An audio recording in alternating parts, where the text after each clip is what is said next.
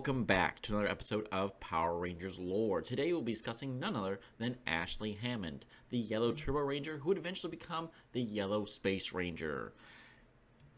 Now, just who exactly is Ashley Hammond? Well, that's probably a big question on your mind if you don't watch any later series beyond what is previously have come out in the last couple of years. She was a major part of the Space Ranger conflict that dealt with, well, the death of Zordon, the deletion of millions upon millions of villains, and, well, the execution of none other than Dark Spectre himself. However, Ashley Hammond is well known by the other parts of the community who have well loved this character for decades. And, well, let's talk about where she come from, because most of you guys don't remember that she actually showed up as a cheerleader at Angel Grove High School before even she became a ranger. She was actually chosen none other than by Tanya to replace her to become the Yellow Turbo Ranger. Now, this is during the era that most people do not refer to or watch Turbo because they hate it for whatever reason. Usually none of them are good answers, they just don't like Turbo. But the problem is that halfway through the series, Turbo's main cast was all replaced, except for Justin, by these new Ranger team that just showed up out of nowhere in a 2 to 3 episode arc. Well, Ashley was actually one of the first characters to appear that had been going on for about 2 to 3 episodes prior to becoming a Ranger. Now, she was seen as a cheerleader, and she was kind of an airhead, ditzy cheerleader that was shown to have more of a compassionate heart throughout the episode. She was much better written out than Carlos was, who was a cocky, arrogant jock boy that quickly became a beta boy soon after. Sorry to all you Carlos fans out there.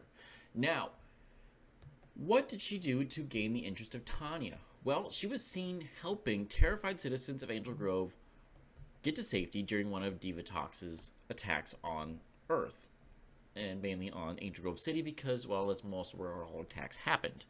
Now, it wasn't just like, oh, she was just there, like, okay, you can go now and I'll run later on. No, she was actively running towards the battle to help these people get away and then help the Rangers basically defeat the bad guy by getting those citizens out of the way and out of sight of them transforming. Because no one knew who these Rangers were. It isn't like other series like SPD or Lightspeed Rescue where their identities were kind of known. These ones were not known. They were not supposed to be known, and she just helped to help.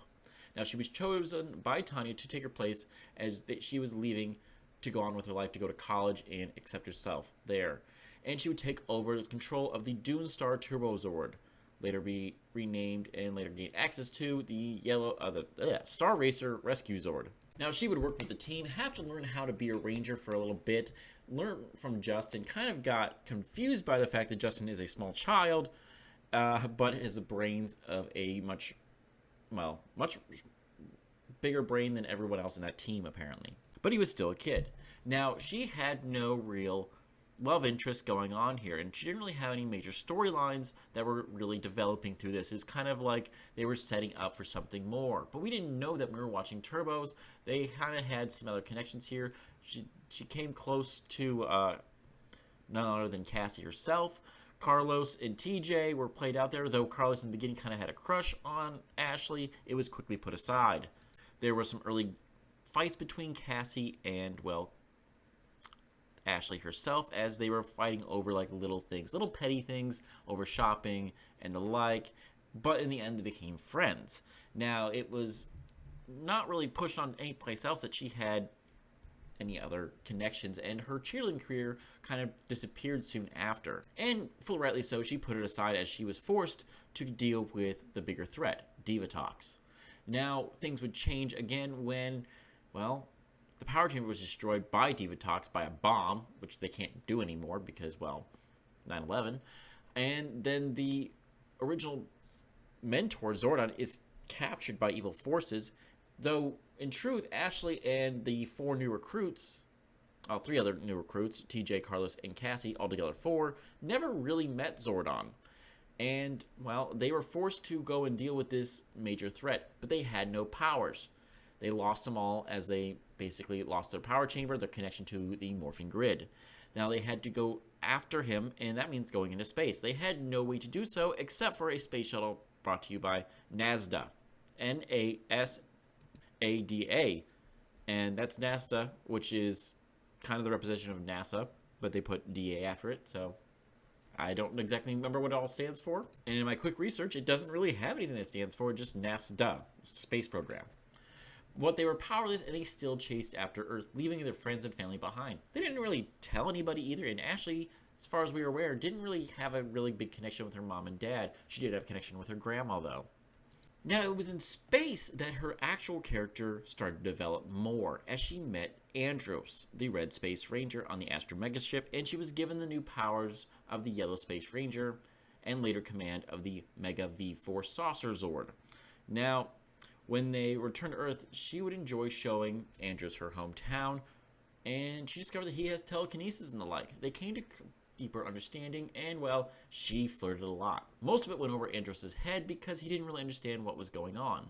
He had not been on a team or really interacted with another woman in a while, besides his whatever mission he had to, and he had to talk to other people here and there to get information about the big bads.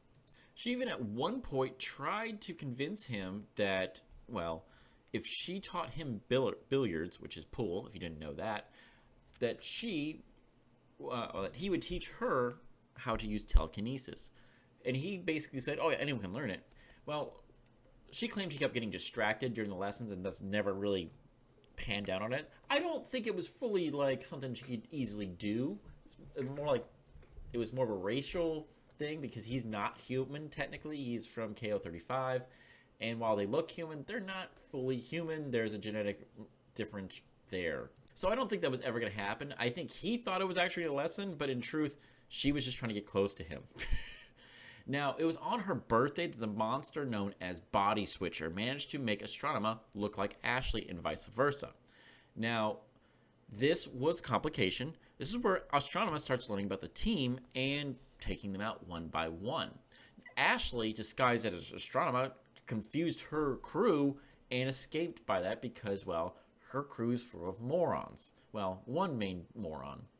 And, well, as you can see, hilarity happened. She managed to escape and disguised as Astronema, trying to warn the Rangers that the real Astronema was posing as Ashley.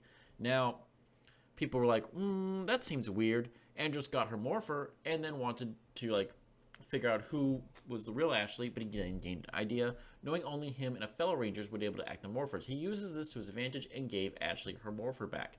Now, that would have been different if not, he could have used, hey, what were you teaching me to do when I was teaching you telekinesis? Because, in truth, Astronema wouldn't have known that, and it would have been simpler as billiards, unless Astronema was constantly watching them, left and right like every other villain, but still, you never know.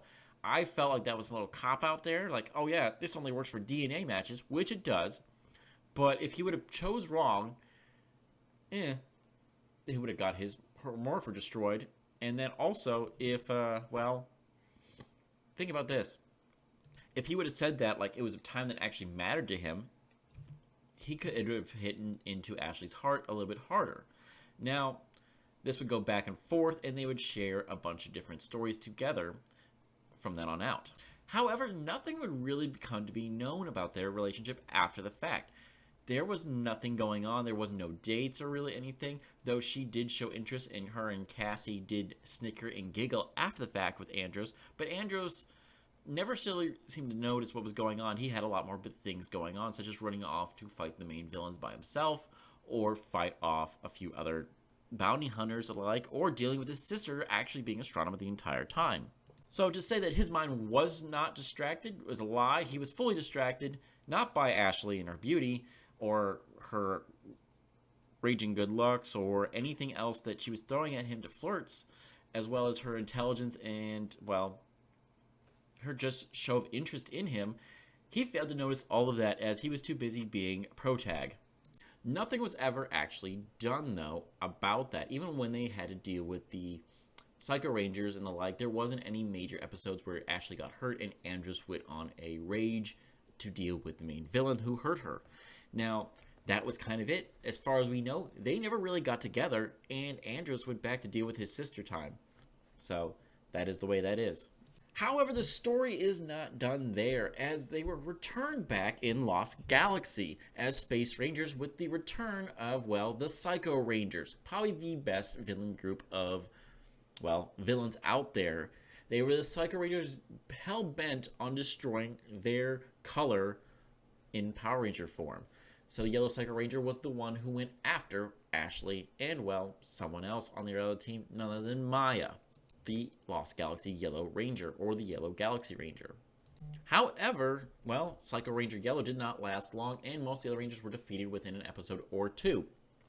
Now, this led to the whole team bonding back together after those things are done. However, Psycho Pink did survive somehow and went on to, destroy her fellow Pink, Ranger-esque heroes.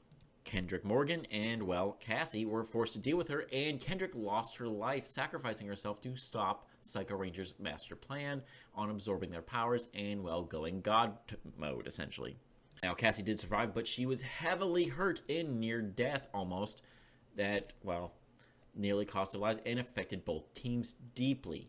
But they were all able to get back to their normal lives as the Pink position was replaced by none other than Astronema herself, under her new name / old name, Corone. Now, as Corone takes over the Pink Ranger, the rest of the team goes back, and Ashley goes back into obscurity from then on out. Now, what exactly is going on there? We don't know. She doesn't really have what she was trying to do. She wanted to do more of fashion. It was just talked about a few episodes here and there, but we don't know if she actually went into a fashion career.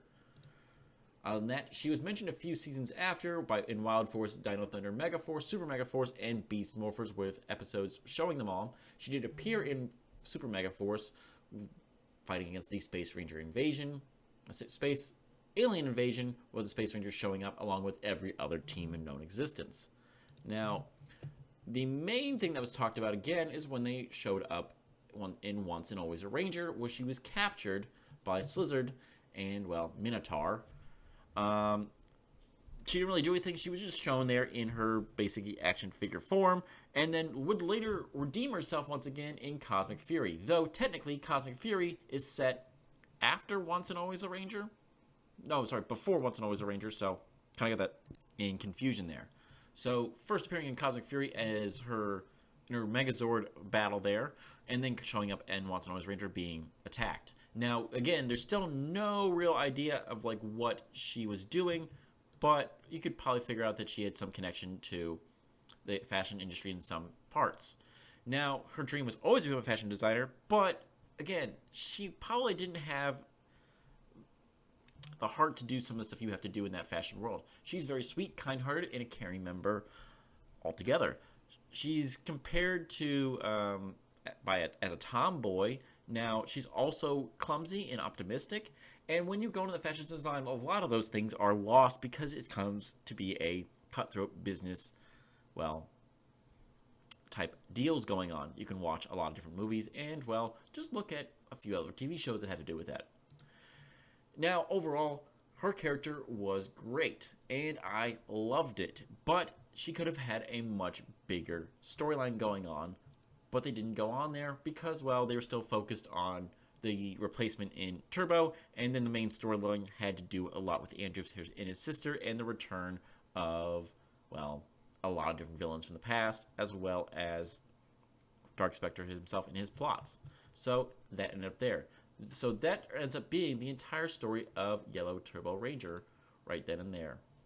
Thank you guys for keeping on for another episode. We had to do with Ashley Hammond once again. If you want to see any other videos, make sure to put any comments and requests for anything in the future. We will have more going on as time goes on. Thank you guys. We have videos coming on later this month and a few much other things. Thank you guys. Have a good one, and make sure to subscribe. It helps me out. It helps you out. And, hope you enjoy this video. Thank you. Bye. And may the power protect you always.